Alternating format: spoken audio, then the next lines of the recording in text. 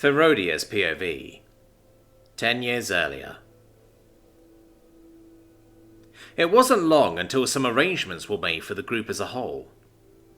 They were set up in the village's community hall, essentially the building where the villagers held meetings and discussed important topics. Thus, nobody was actually in there right now, allowing the party to move in for the night without inconveniencing anyone. Spare bedrolls, blankets, and pillows were produced by various households around the village, which served to make tonight's sleeping arrangements much more comfortable than what the group was generally used to. 4 baths were drawn, the ladies and Danica being allowed to go on first, while the guys set about making the community hall livable for the night. Well, while Brazel and Monty set things up, Ferodius and Regan went with the village head to talk business, and they found themselves in a rather modest but warm home in the centre of the village. Sitting at a table across from the village head's wife had taken a moment from meal prep to serve a pot of tea, setting it up in the centre of the table, along with finely made clay cups. Regan moved to pour the tea, diligently serving the village head first, since they were currently in a position of power between the trio. The village head looked pleasantly surprised by the little act of respect, and after Regan served Ferodius and then himself, the village head took up the cup before breathing in the scent of the tea and then taking a sip. After another moment, he set the cup down and looked between the two adventurers curiously. "I hope you don't mind, but can you clarify what your ranks are?" the village head asked, seemingly doing his best to be direct without offending the young adventurers before him. Ferodius and Regan share a glance before Ferodius spoke up, reaching for the tag under his shirt and holding it out, Regan doing the same. "Regan and I are emeralds. Danica and Monty are both sapphires, and Brazel is a steel, but he should be up for promotion after we turn in the bug hunt quest," he explained, as he went to tuck his tag back into his shirt. "Why do you ask?" Ferodius pried, as he took up the cup of tea, holding it but not drinking from it yet. The village head nodded intently as he stroked his chin, glancing between the two adventurers before speaking up again. "I'll be blunt then," he stated, as he offered a bit of a smile. "We had a poor harvest last year, and with the infestation of bugs, we were expecting the worst this year. But thanks to your quick action, we managed to avoid any loss of our fall crops and protect our stores from the spring harvest. However, the neighbouring village and our community had to put our coin together to even be able to afford your party, and we just barely met the minimum for the commission," he explained, swirling the cup of tea around before taking another sip and continuing to speak. "We are unable to afford any kind of escorts this year, and our harvest is actually rather bountiful compared to our last one, so there is more of a risk," he said, as he looked between the two adventurers once more. "Since you were the first to offer, I hope you forgive our greed for putting this burden on you, but would you be willing to escort both our people and the people from the neighbouring village to the city? We won't make you work for free, but we won't be able to pay the usual commission for someone of your rank," he admitted, as he waited for the two to respond. Regan and Ferodius shared a look, taking a moment to silently communicate with their expressions, before Regan decided to speak up as he leaned forward on his elbows. "If, and I do mean if, we do agree to escort both of your groups, how quickly will you be able to mobilize and head out?" he asked, before taking up the cup and sipping at the tea. The village head seemed to perk up, his ear flicking with delight. "We can send a messenger bird to the neighbouring village, and I'm sure we can be ready to leave before lunch tomorrow," he said, as he watched the duo intently. Regan and Ferodius shared a look again as Regan spoke up. "So, we'll be leaving in the afternoon. The trip on average would take at least 2 days and a night. However, if we are moving with a caravan of villagers, we probably won't be making great time. No offense," he mentioned, as he looked to the village chief, who shrugged in understanding. So this trip will most likely take 3 days and 2 nights, but will likely have safety in numbers despite a large amount of cargo," he summarized for Ferodius. Ferodius nodding intently at the breakdown. "Of course, a few of our militia will accompany the caravan, as they'll be the ones making the trip back, so you'll have some support," the village head pitched in, as he waited for their answer. Ferodius's tail curled and tapped against his chair as he considered things, taking a sip from his own cup of tea and savouring the taste, before speaking up.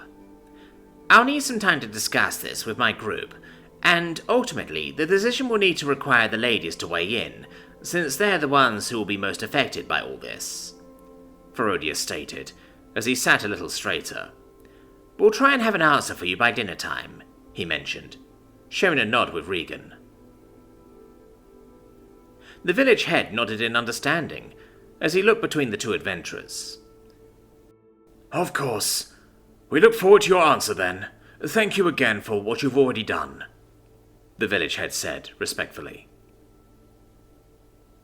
Ferodius moved to stand, dismissing himself, all the while Regan took a moment to down the rest of his tea before standing, and following Ferodius, as the duo made their way out of the village head's home, and started walking towards the community hall.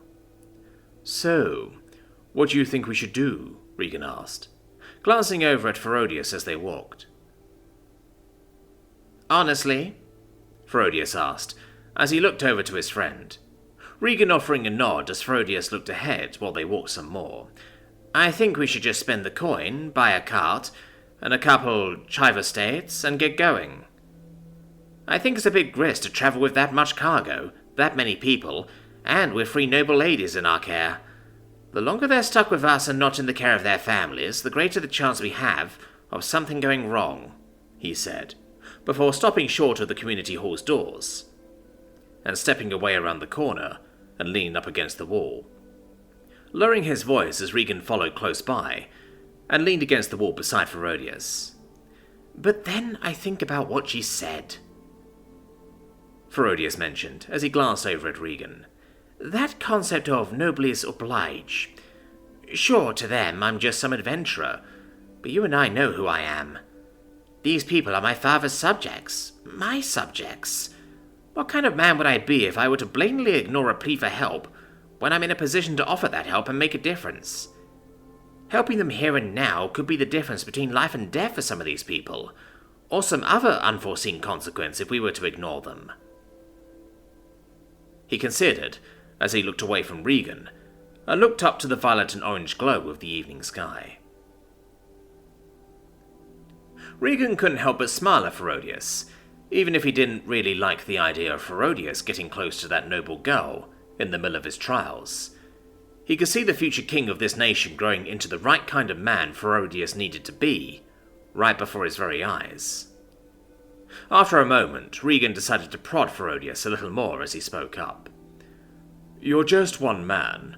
You can't help everyone, you know," he said, hiding his smile as he watched his friend develop a little more. "Maybe for now I can't.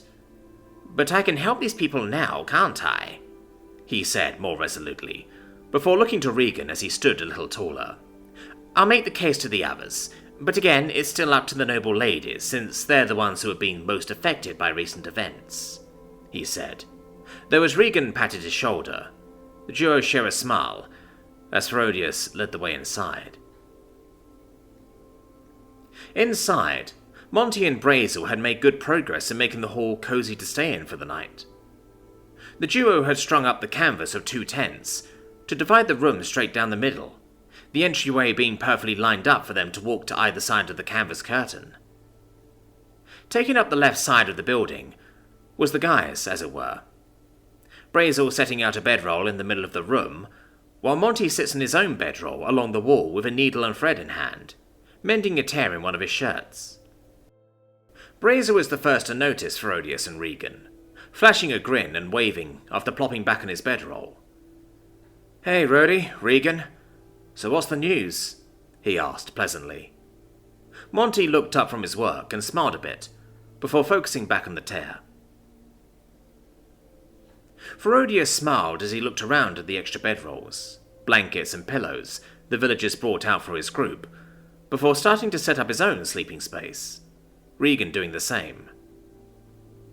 "Well, the village head is asking us to escort the people of this village and their neighbours into town with this season's crop. We probably won't get paid for our efforts, but that's what is on the table right now," he explained, as he looked over to Monty and Brazel. "Alright, so when do we leave?" Brazel asked, not even skipping a beat as he stretched and lay back more properly on his bedroll. Ferodius couldn't help but chuckle at that, nodding to himself as he sat down on his bedroll and began checking over his gear.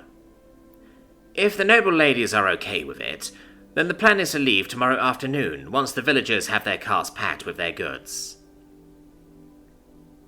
The guys nodded intently and went about relaxing for a time, though after another 20 minutes or so, Danica and the noble ladies made their way inside the hall, looking between the two sides of the curtains, before just walking over to the side with the guys as Danica flashed a grin. "Alright, you lot, the bars are ready for you all," she said, as she looked among them. Following behind her were the ladies, and they looked refreshed and almost cheerful. Lady Nerva's tail was even slowly wagging, as she curiously examined the clothes she was now wearing. All three noble ladies wearing rather nice long gowns and sleeveless tunics, their hair done up in neat braids with cotton ribbons tied into them. From what Ferodius could tell, it looked like the village girls had fun spending time with the noble ladies, and in turn, the noble ladies enjoyed their time with the village girls. For just this moment, they looked like normal girls and not sheltered nobles having gone through a harrowing experience. Historietta caught Ferodius watching her again, though to be fair, he wasn't explicitly staring at her this time. Even then she smiled a little more, casually swaying side to side for a brief moment, as her dress swished back and forth. Despite all the people all around the two of them, this somehow managed to be a private moment between just the two of them, Ferodius's right ear flicking as he felt his cheek warm up at the view. His ears perked as he heard her giggle at his expense. After taking a moment to collect himself, Ferodius grabbed a change of clothes and got to his feet, moving to head out, but stopping short as he came up beside the ladies. His nose twitched as he caught the floral scent hanging in the air around them. The ladies, and more pointedly Historietta, watched him curiously as he took yet another moment to collect his words. "I just wanted to let you all know that the village head is willing to help take you all back to the city. The only caveat is that he wants us to escort a caravan of goods for him. This will add a day or so to our journey. Is that all right with you all?" he asked, as he looked among them before gazing down into Historietta's eyes. Historietta shared a look with the other ladies, and the ladies each gave a nod before Historietta looked back up at Ferodius and smiled charmingly. "As you said this morning, we're in your care. Do whatever it is that you need to do to see this through," she said, before reaching out and almost playfully poking his fluffy cheek. "And I'll make sure you're compensated for your efforts," she mused, before pulling away, Danica and the other girls making their way across the curtain. Ferodius was a little stiff at that, not expecting for his cheek to be poked like that. He could hear Monty and Brazel sniggering at his expense, while Regan just shook his head at the scene. After a little while, the four of them made their way over to where the bars were set up. It was an outdoor affair, a large pre-made wooden frame with curtains set around 4 special barrels that were placed over a fire, the barrels having been filled with water and some kind of herbs, as light steam rises from the surface. A group of village girls had just waited outside the curtains, as the guys went inside and started undressing. The four of them have seen basically all of each other before now, and didn't care about seeing each other naked, though they all felt a little anxious and red in the face as they heard the murmurs of the girls just outside the curtains, as they evidently peeked in on them, while the guys were climbing into the barrels of warm water. Once the four of them were settled in, They were mildly surprised as the girls walked in and began scrubbing their backs and washing their hair despite minor protests from the guys. It was a rather surreal experience for Ferodius in particular, having had this sort of treatment in his youth, but not expecting to experience this again at his age now. Regan looked over at Ferodius and spoke out in an elvish dialect that he knew Ferodius knew. "Looks like the village head wanted to give us some more motivation to help," he mused, before jolting a bit, as one of the girls reached a little too far down with a loofah and giggled at his expense. Ferodius had his eyes closed to avoid soap from getting in his eyes, as his head, fur and ears were getting scrubbed by a Catkin girl. He supposed she took him the task since she would know how to do it right. "I wouldn't doubt it. A surprise to be sure, but a welcome one," he replied with a smile, as he could feel the stress just melt away. Monty and Brazel seemed to relish in the attention of the girls, the two of them getting their hair braided once they were rinsed off. Though after a pleasant 15 minutes the girls excused themselves to allow the guys to relax and soak in the warm water. Brazel was the first to speak up, messing with one of his new braids as he smiled at the others. "This village is great. They're so nice here," he mused with a delighted sigh, as he sunk down in the barrel so the water was just below his chin. Another 10 minutes later, and the guys had gotten dried off and dressed. By the time they returned to the community hall, they found the ladies and Danica seated at a table that was brought in, a pot of stew sitting in the middle of the table, joined by a basket of fresh bread and a bowl of fresh fruits. "Come along, they just brought it in," Danica said, with a mouthful of bread and a huge grin on her face. Monty and Brazel were quick to hurry over to their table, startling Lady Roche, though Lady Nerva flashed a pleasant smile at Basil when he sat next to her.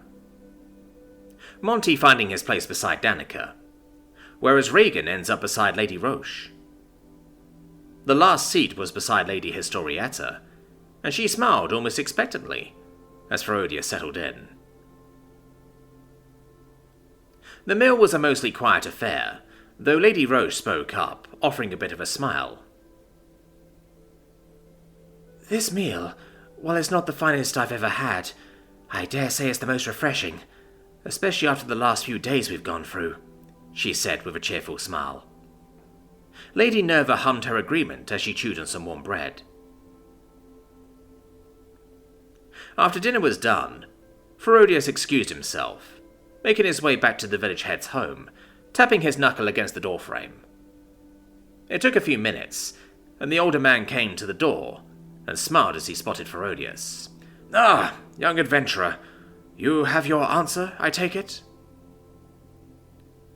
Ferodius looked up at the man and offered a nod. "Yeah, send your messenger bird. My party will escort your caravan," he said simply.